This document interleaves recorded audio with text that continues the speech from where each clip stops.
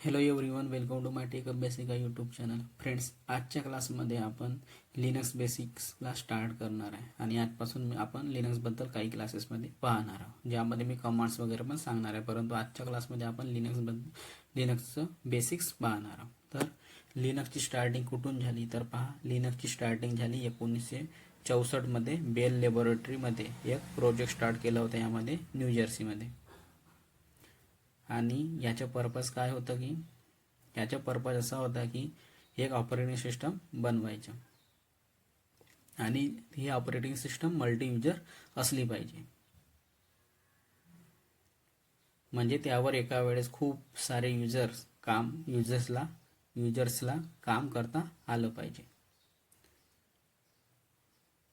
तर यांना multi user multitasking अशा प्रकारची एक ऑपरेटिंग सिस्टम बनवायची होती.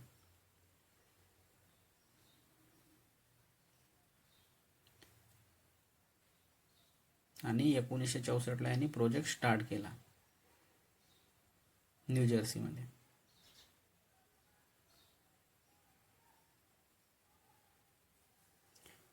तर यांनी यामध्ये यांचे फक्त पर्पज होता, काय होता purpose, multi user multitasking operating system बनवायचे होते यांना. की एक अशा प्रकारची ऑपरेटिंग सिस्टम बनवायची होती की जे मल्टी युजर मल्टीटास्किंग असायला पाहिजे. म्हणजे एकाच वेळेस खूप सारे युजर्स काम करू शकले पाहिजे, या प्रकारची यांना ऑपरेटिंग सिस्टम बनवायची होती. शॉर्ट फॉर्ममध्ये ऑपरेटिंग सिस्टमला OS म्हणतो.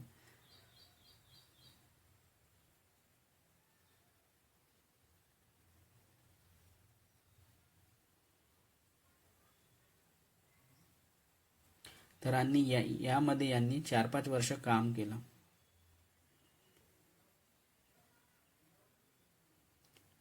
या प्रोजेक्टवर यांनी 4-5 वर्ष काम केलं आणि ही यांना या प्रकारची ऑपरेटिंग सिस्टम पाहिजे होतं यांना की मल्टी टास्किंग असलं पाहिजे, ज्यामुळे की मल्टी युजर यावर एकसाथ काम करू शकले पाहिजे. या प्रकारची यांना ऑपरेटिंग सिस्टम बनवायची होती.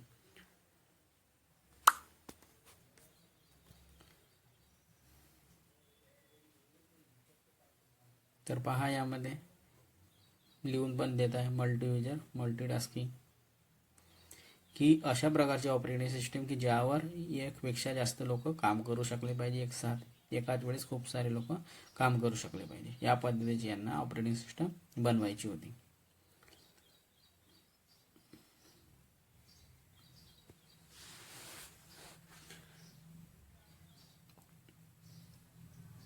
आणि यामध्ये यांनी 4-5 वर्ष काम केलं आणि 1969मध्ये यांनी त्या प्रोजेक्टला विथड्रॉ केलं, म्हणजे त्या प्रोजेक्टला बंद केलं की या प्रकारचे प्रोजेक्ट आमच्यानी नाही होत. या प्रकारचे यांनी काम केलं.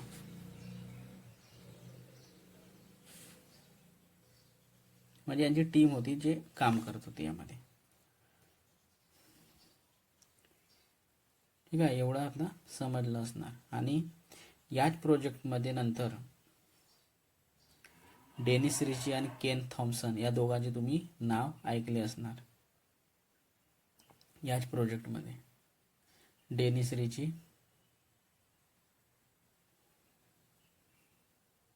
आणि केन थॉम्सन, जेव्हा लिनक्सची तुम्ही गुगलमध्ये सर्च कराल तर यांचे नाव येतात त्यामध्ये. या प्रोजेक्टमध्ये हे 2 व्यक्ती पण इन्व्हॉल्व होते. तसे तर यामध्ये 5 व्यक्ती इन्व्हॉल्व होते, परंतु या 2 व्यक्तींनी म्हटलं की आपल्याला या प्रोजेक्टवर काम करायला पाहिजे, कारण की त्या व्यक्ती ज्यामध्ये इन्व्हॉल्व होते लोक बाकीचे, त्यांनी या प्रोजेक्टला बंद केलं. परंतु यांनी म्हटलं की नाही, आपल्याला या प्रोजेक्टला पूर्ण करायला पाहिजे आणि यावर आपल्याला काम करायला पाहिजे. तर आणि हाच प्रोजेक्ट होता, ॲक्च्युली युनिक्सचा प्रोजेक्ट होता. तर लिनक्सची जी गोष्ट चालू झाली ती युनिक्सपासूनच स्टार्ट झाली आहे.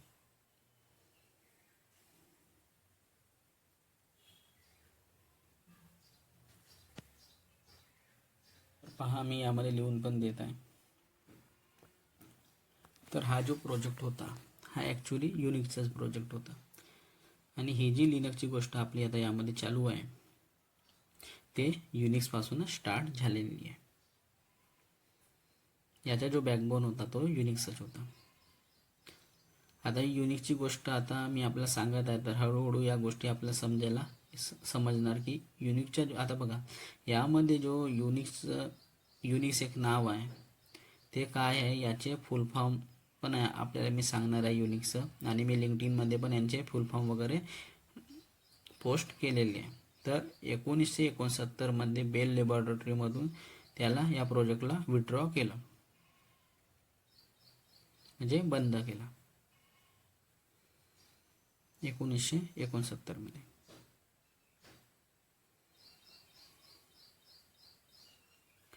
आणि यानंतर यांनी 1969 डेनिस रिची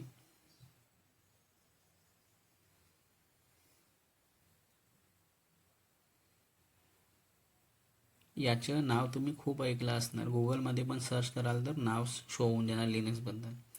तर हे IT बॅकग्राऊंडमधून आहे डेनिस रिची. त्यांचा जो बॅकग्राऊंड आहे तो IT बॅकग्राऊंड आहे. आणि जो डेनिस रिचीची जी बघितलं असेल तुम्ही सी लँग्वेज, ते डेनिस रिचीनेच लिहिलेली आहे आणि ही खूप पॉप्युलर आहे. तर यांनीच युनिक्सला पण बनवलं आहे. ज्यांनी सी लँग्वेज बनवलं आहे डेनिस रिची यांनीच आपल्याला युनिक्सला पण बनवलं होतं. आणि याच्यासोबत याचे एक मित्र होते केन थॉम्सन. या दोन व्यक्तींनी मिळून या युनिक्सवर काम करायला सुरुवात केली.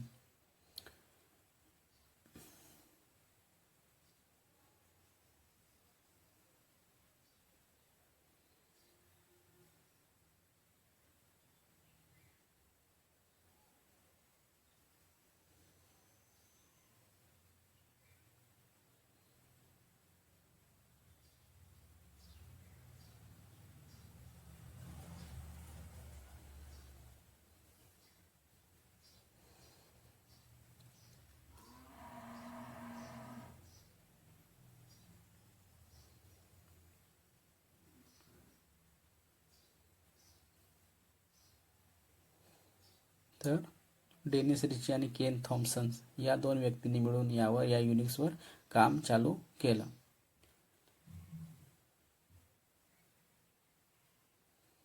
तर बघा यामध्ये लिहित आहे या साईडला डेनिस रिची आणि केन थॉम्सन. आणि जे तुम्ही डेव्हऑप्सची सिरीज पाहाल तर 1 बाय 1 टॉपिक वाईज पाहाल. मी नंबर पण डिफाईन केलेले आहे त्यामध्ये, त्यानुसारच पाहाल. तर त्याच्यामुळे आपले कॉन्सेप्ट क्लिअर होऊन जाणार. आणि यामध्ये मी लिनक्स आता बेसिक पासून शिकवत आहे काही क्लासेसमध्ये. त्यानंतर 1 बाय 1 मी टूल्सबद्दल पण क्लासेस घेणार आहे.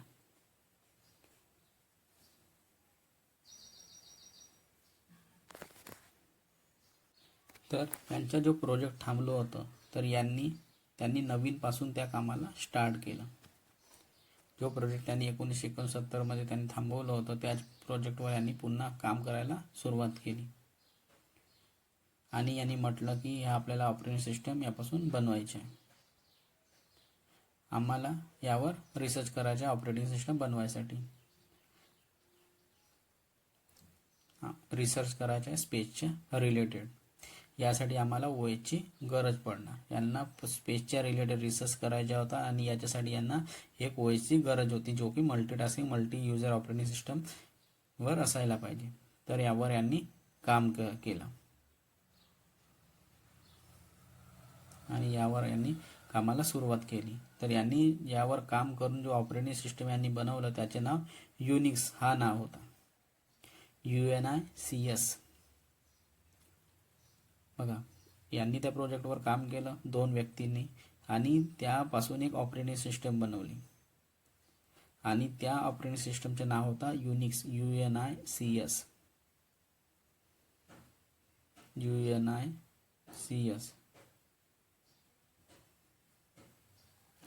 ठीक आहे, UNICS. आणि यानंतर याचे नाव बनलं युनिक्स. CSच्या जागी X यूज केलं. त्यानंतर याचे नाव बनलं युनिक्स, UNIX. म्हणजे कसं केलं की जनरल लोक एक्सच्या जो CHच्या जागी X लावतात, म्हणून याचे नाव युनिक्स. तर याचे युनिक्स नाव होता. ठीक आहे, त्यानंतर याला युनिक्स झालं, त्यानंतर याचे युनिक्स नाव झालं. CHच्या जागी X यूज करतात.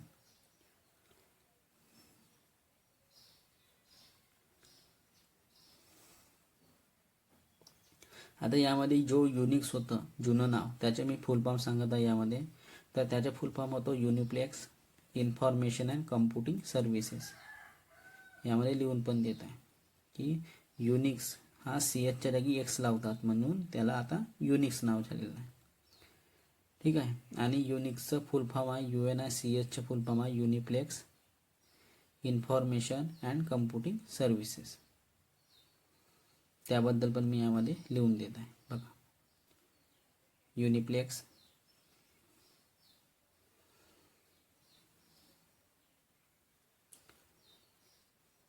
इन्फॉर्मेशन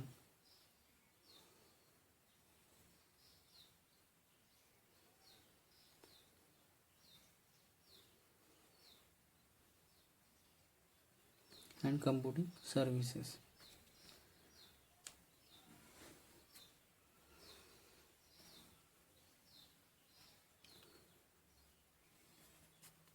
तर हा युनिक्सचं फुल फॉर्म आहे युनिप्लेक्स इन्फॉर्मेशन अँड कम्प्युटिंग सर्व्हिसेस. ठीक आहे. फुल फॉर्म पण लक्षात ठेवायचे आहे ज्यामुळे आपल्याला माहिती असलं पाहिजे. जेव्हा कधी मल्टिपल चॉईस क्वेश्चन येतं काही येतात तर आपल्याला माहिती पाहिजे एक्झाम वगैरेमध्ये. तर यांनी एक युनिक्स नावाचे एक OS बनवला आणि हा जो युनिक्स होता हा फ्री होता. फ्री फॉर ऑल म्हणजे याचा हा जो सोर्स कोड होता तो फ्री ठेवला होता. म्हणजे कोणी पण त्याला यूज करू शकतो आणि कोणी पण त्याला पाहू पण शकतो. आणि यांनी ही गोष्ट फ्री ठेवली होती. एव्हरीवन किंवा एनीवन कोणी पण पाहू शकतो.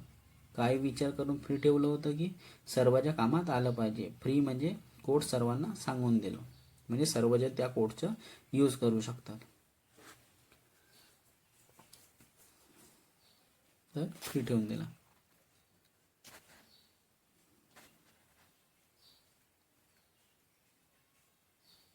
ज्यामुळे सर्व लोक त्याला यूज करू शकले पाहिजे. त्यानंतर 1975 मध्ये याचे एक वर्जन आलं होतं त्याला म्हणतात. ठीक आहे. याने तर पूर्ण कोडला फ्री ठेवलं आणि सर्वांना सांगून दिलं. यानंतर 1975 मध्ये याचे एक वर्जन आलं होतं. तो वर्जनचं नाव होतं युनिक्स वर्जन 6. युनिक्स वर्जन 6 म्हणजे युनिक्स V6 आणि हा खूप पॉप्युलर झाला. ठीक आहे. आणि हा खूप पॉप्युलर झाला आणि यामध्ये फायनली काही याच्यामध्ये ॲडव्हान्समेंट होऊ लागले आणि हा पण खूप पॉप्युलर झाला. याच्यामध्ये ॲडव्हान्समेंट झाले ते पण वर्जन खूप पॉप्युलर झाले आणि लोकांनी याला यूज करणं पण स्टार्ट केलं.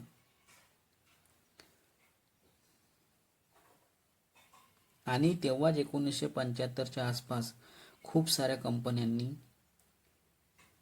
तुम्हाला तर माहितीच आहे आपल्याला माहितीच आहे की कंपन्यांना फायद्याची गोष्ट पाहिजे. कोणी पण व्यक्ती असो त्याला फायदा जग असेल तेव्हाच तो काम करतो. तर 1975च्या आसपास खूप साऱ्या कंपनी मार्केटमध्ये आल्या कारण हा जो कोड होता हा फ्री होता. तर त्यांनी आपापले कमर्शियल वर्जन या फ्री कोडपासून बनवून घेतले म्हणजे आपल्यानुसार त्यांनी आपले स्वतःचे वर्जन क्रिएट केले.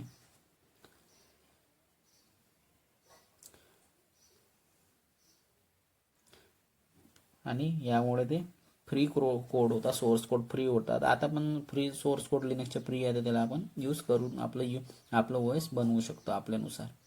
आणि यामुळे कंपनीने स्वतःचे आपले OS यूज केले सर. जेव्हा कंपनीचे OS बघाल IBMनी AI बनवलेला आहे तर कंपनीने आपले स्वतःचे OS बनवलेले आहे यानुसार. तर यांनी आपले युनिकचे वर्जन बनवायला सुरुवात केली आणि युनिकचे जे वर्जन बनले ते त्याबद्दल पण मी थोड्या वेळात सांगतो. ठीक आहे. यासाठी हा सोर्स कोड फ्री होता. फ्रीमुळे हा फायदा आहे की आपण त्या सोर्स कोडचे यूज करून आपण आपल्यानुसार OS क्रिएट करू शकतो आपल्या रिक्वायरमेंटनुसार.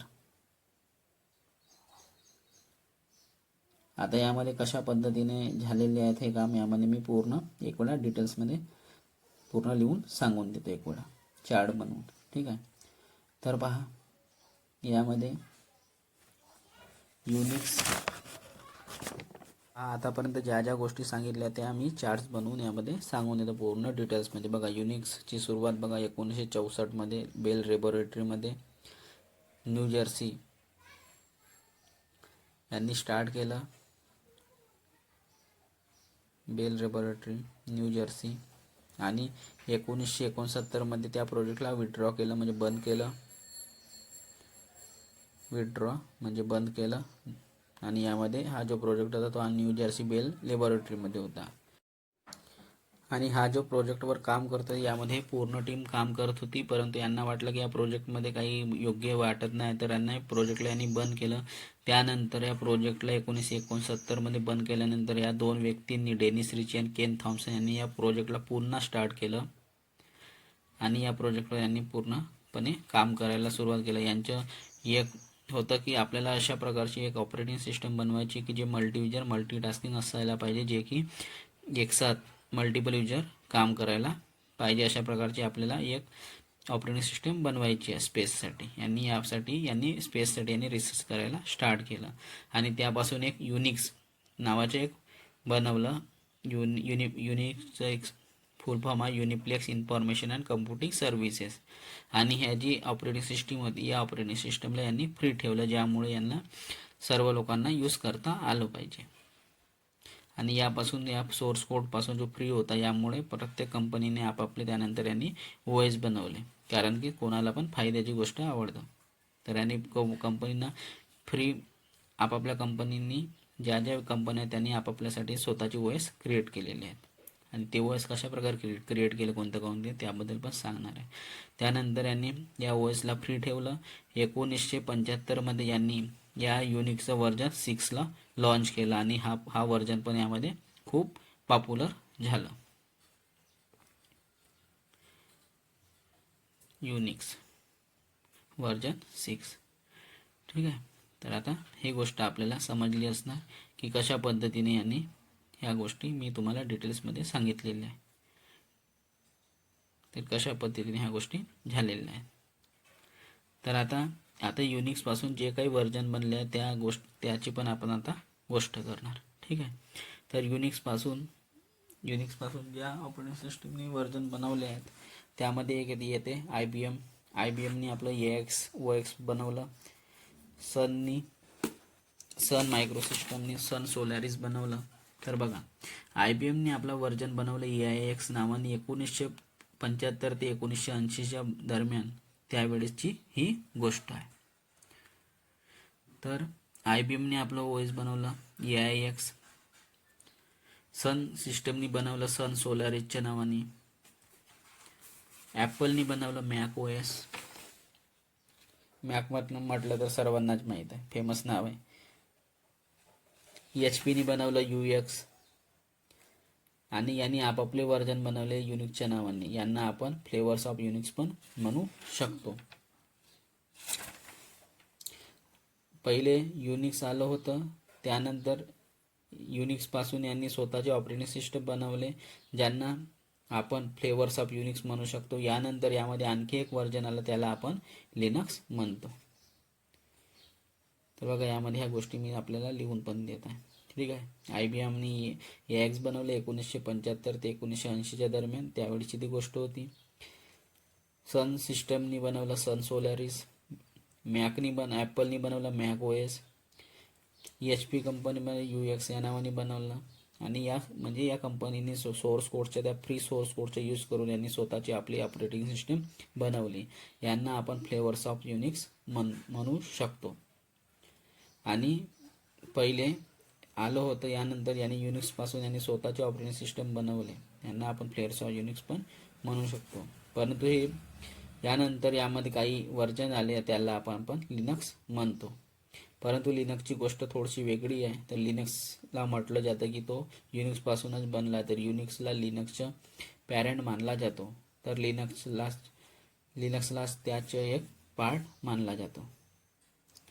ठीक आहे. नाव पण सेम आहे युनिक्स आणि लिनक्स. बघा थोडं मिळतं. तर आपण मानून घेऊ की आपला फ्लेवर्स ऑफ युनिक्समध्येच लिनक्स पण आहे.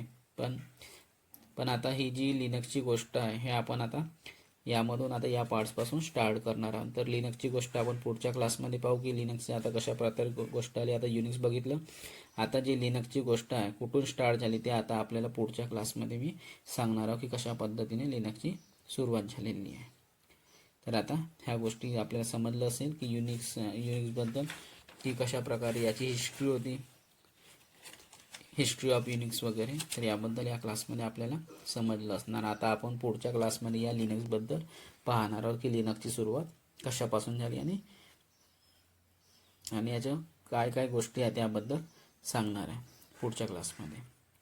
ठीक आहे. आता वन बाय वन यामधून मी आता लिनक्सचे क्लासेस घेणार आहे. काही बेसिक्स क्लासेस, फाईल बनवणे वगैरे, लिंक वगैरे क्रिएट करणं, फाईलला ओपन करणं, फाईलचे स्टॅम्प वगैरे, ह्या सर्व गोष्टी मी आता इथून यामधून क्लासमधून घेणार आहे. समोरच्या क्लासमधून 7-8 व्हिडिओ किंवा थोडेसे जास्त व्हिडिओ लिनक्सबद्दल येणार आहे. पूर्ण ब्लॅकबोर्ड व्हाईटबोर्डवर पण शिकवणार आणि असं आपल्या टर्मिनलवर पण ह्या सर्व प्रॅक्टिकली करून दाखवणार.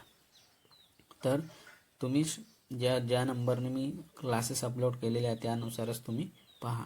त्यानुसार तुमचे डाऊट पण क्लिअर होणार आणि प्रॉब्लेम पण सॉल्व्ह होऊन जाणार आणि कॉन्सेप्ट पण समजून येणार. तर कशा पद्धतीने व्हिडिओ वाटतात तर याबद्दल मला नक्की सांगा. तर फ्रेंड्स, या व्हिडिओमध्ये एवढंच. Bye bye.